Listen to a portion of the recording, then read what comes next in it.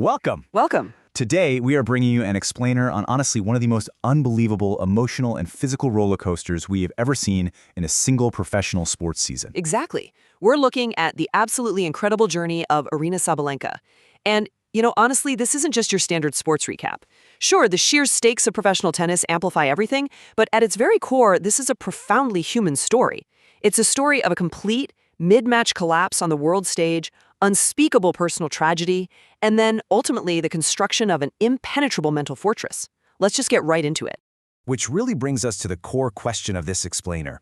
How do you bounce back from rock bottom? It's a completely universal question, right? Something absolutely everyone faces in their own lives in some capacity. Right, for sure. But experiencing that failure in private is one thing. Watching it play out in real time, under the blinding lights of a Grand Slam, with literally millions of people dissecting your every missed shot, that is something else entirely. The pressure of public failure can be completely suffocating. So let's jump right into the suspense of Sabalenka's darkest moment on the court to see exactly what that looks like. Part 1. The shock in Paris, a champion's collapse. Okay, so to set the scene here, we are at the French Open quarterfinal. Sabalenka is the world's top player, riding an incredible high and hasn't dropped a single set the entire tournament. She's up a set, leading 4-1 in the second, and eventually she is serving for the match at 5-4. She is absolutely cruising to victory. It looks like just another routine, dominant performance from her. But then, the wheels don't just fall off, the entire vehicle literally disintegrates. Which brings us to this staggering number, 10. 10 consecutive games lost. From being up 5-3 in that second set, she doesn't win a single game for the rest of the entire match. No way, right? Yeah, she loses the second set 7-5 and then gets completely baggled in the third, losing 6-0. For a four-time major champion and the world number one, a total collapse like this is just completely uncharacteristic.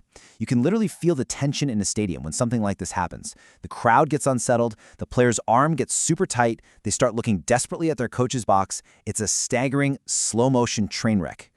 So after the match, the raw emotion just completely spilled out. Her post-match quote captures it perfectly. Just want to quit tennis right now. You can really feel the absolute crushing frustration there, and it's so incredibly unusual to hear that from a player of her caliber. Professional athletes are usually heavily PR trained, They usually give you those standard platitudes about getting back to work or giving credit to the opponent. But when she was asked in the press conference how she planned to recover, she didn't have that polished answer ready. She was so visibly upset that she actually joked about needing to find a smash room. Yeah, one of those places where you pay to go in and just destroy things with a baseball bat for a whole day. She basically just shrugged and said, maybe it will help, maybe not. It was this brutally honest, deeply humanizing look at a champion hitting an absolute, immovable, emotional wall. What's really fascinating here is how she described her internal mental state as the collapse was actually happening. She said, mentally, I got into a very deep, deep, dark hole over there. The conditions on the court were just brutal that day. It was extremely windy, it was chilly, and the stadium roof was actually left open. Sabalenka later complained that it forced a very dirty tennis. The cold and the wind effectively stripped away her usual clean, dominant power game. And in a solo sport like tennis, external weather conditions often act as this massive mirror for internal anxiety. That external chaos just triggered complete mental paralysis for her. She admitted she started overthinking absolutely everything, making easy mistakes, missing really obvious opportunities. When you're in that dark hole, every single gust of wind and every missed shot just compounds the tension until you literally can't swing the racket freely anymore. Part 2. Enter Diana Shnaider, the catalyst for the collapse. Now, we have to make sure Shnaider gets her due credit here. She wasn't just standing on the baseline passively watching Sabalenka implode. No, she was actively dismantling her piece by piece. Absolutely. When you look at Shnaider's resume, it is incredibly intimidating for someone who's only 22 years old. First off, she's a left-handed player, which always provides a tricky, totally unique angle and spin for opponents to deal with. And her massive footprint across the 2024 season really speaks volumes. Titles in Hua Hin, Bad Homburg, Budapest, and Hong Kong. Plus, an Olympic silver medal in doubles. I mean, she isn't just a lucky underdog who happened to have a good day. She's a rapidly rising star who played college tennis in the US, which, by the way, heavily prepares players for loud, high-pressure professional moments. So when Sabalenka started showing vulnerability, Shnaider maintained incredible poise. She didn't flinch at all. Shnaider had this crystal-clear game plan, and she executed it flawlessly. As she put it, I knew that it was also super windy. I have got to use this opportunity. She was so smart about it. She used those heavy, blustery conditions as a blueprint for victory. She saw Sabalenka's visible frustration, the roaring, the crouching at the net, resting her head on her racket, and she literally weaponized it against her. Exactly. Once Sabalenka looked frazzled, Shnaider just locked down her game. She absorbed Sabalenka's heavy pace and dragged her into these absolutely grueling attritional rallies. We are talking about hitting with heavy topspin, keeping the ball incredibly deep, and just flat-out refusing to miss while Sabalenka was self-destructing. It was an absolute masterclass in tactical awareness and holding your nerve. Part 3. A heavy mental toll, the roots of the breakdown. So, to really understand what happened on that court, we have to pull the narrative back a bit and look at the devastating culmination of unaddressed grief. Because the collapse wasn't just about a windy day in Paris. The roots go so much deeper. If we look back at March, Sabalenka suffered the unthinkable tragedy of her ex-partner's sudden death. But instead of taking time to step away and grieve, just days later, she is out there practicing in full public view and actually playing the Miami Open. She completely refuses to rest. And right there, we see the compounding nature of grief and exhaustion. The physical toll begins to manifest heavily. By May, she's dealing with severe illness, literally laid low in bed for days before the Italian Open, which was then quickly followed by a stomach bug. Which inevitably leads us right to June. Her massive emotional burnout basically paved the way for physical sickness, ultimately culminating in that complete mental and physical meltdown we saw in Paris.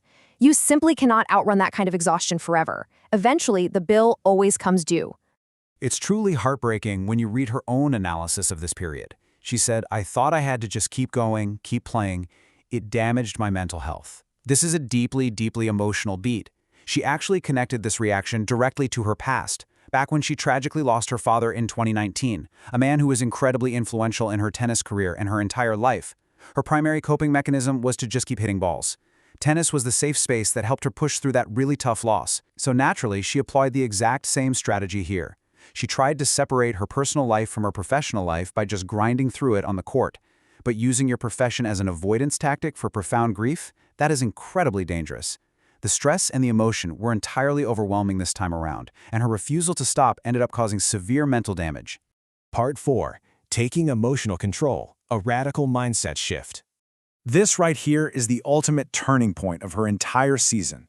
After the Paris collapse, Sabalenka finally realizes she needs to fundamentally change how she handles her inner turmoil. She desperately needs to take emotional control. Right. So her old mindset involved relying really heavily on a sports psychologist, someone she actually worked with for 4 or 5 years.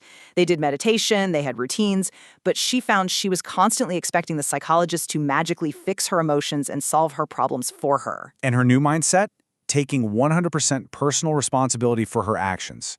She made the massive, huge decision to actually fire her psychologist. Just think about how terrifying that must be for an elite athlete to fire their mental coach of 5 years right in the middle of a major career crisis. It is a huge, dramatic moment, but she realized she kept repeating the exact same mistakes over and over because she wasn't doing the hard internal work herself. She needed to cut that safety net to truly find her own way. She completely stopped expecting others to fix things. She began actively learning about herself and her own specific triggers. And active learning here means really practicing mindfulness, actually sitting with those uncomfortable emotions rather than just trying to hit a tennis ball as hard as you can to make them go away. And by controlling her emotions through pure self-reliance and embracing full accountability, she found a much, much healthier balance. Exactly. Empowering herself in this way laid the necessary groundwork for true mental resilience. But knowing this logically in your head is one thing. She still needed actual time away from the chaotic tour environment to implement this, which she still wasn't really giving herself. Part 5. The Forced Reset. Blessing in Disguise. Sometimes the thing you fight against the hardest ends up being exactly what you need. She couldn't bring herself to voluntarily stop playing, so her body finally stepped in and made the choice for her. First, she suffers a really debilitating shoulder injury. And because of this, she makes the absolutely agonizing decision to withdraw from Wimbledon. And we really have to remember why that is so painful. For a top-tier player chasing Grand Slams, stepping away from Wimbledon means losing massive ranking points, it means losing prestige, and basically pausing your childhood dreams. But that withdrawal forces a totally crucial reset. She finally enjoys life away from tennis.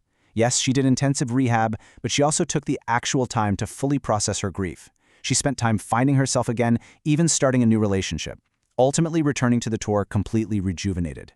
Her reflection on this period really highlights the transformation. She said, At the end, I figured out that it was much needed. Now I feel physically and mentally much better and much stronger. That forced time away was the vital missing piece of the puzzle here. Mental changes often just don't stick until we physically step away from the primary stressor environment. Being away from the tour allowed her new self-reliant mindset to actually take root in her daily life, which perfectly sets the stage for the triumphant final act. Part 6. The Comeback Queen. Triumph in New York. So Sabalenka arrives at the US Open, applying her newly built mental fortress on the absolute biggest, loudest stage in tennis.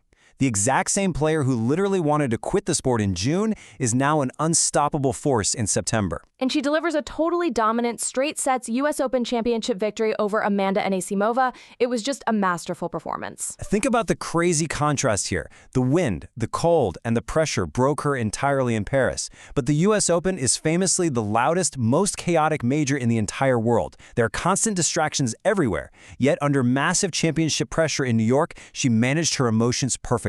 She was balanced. She absolutely did not let the weight of that demanding environment overtake her. And hey, if you want actual mathematical proof that her new mindset works, it's right here. 19. 19 consecutive tie-breaks won. That is the longest streak by any woman in the Open era. Let that sink in. Right, and to understand how insane that is, you have to remember what a tiebreak actually is. It's the ultimate test of nerves. It is pure, concentrated pressure to decide a set. The margin for error is essentially zero. A single double fault, one tight swing when the score is tied, and you lose the whole thing. So to win 19 of those in a row is mathematically and psychologically astonishing. It proves beyond a shadow of a doubt that her mental fortress is now completely impenetrable. Her past service woes and that crippling tension in those high-stakes moments, they are simply gone. After hoisting the championship trophy, she said, "To bring the fight and be able to handle my emotions, I'm super proud right now of myself." It's a complete 180-degree emotional turnaround. When you tie this back to that dark hole in Paris where she literally wanted to smash things in a rage room, the contrast is just unbelievable. It is so incredibly rare to see an athlete completely rewire their psychology right in the middle of a season. Usually that takes years of intense off-season work. But she didn't just win a major trophy, she truly conquered herself, finding peace right in the middle of the storm. So we leave you with this final provocative thought. When the world expects you to crumble, how will you rebuild your foundation? Sabalenka showed us that true resilience doesn't come from just blindly grinding through the pain, and it certainly doesn't come from expecting someone else to fix your problems for you. It comes from radical self-reliance. It comes from taking the time to actually heal, holding yourself accountable, and taking complete ownership of your mind. It's a universal lesson that goes far, far beyond the tennis court. We hope this explainer gives you something to reflect on in your own challenges. We'll see you next time.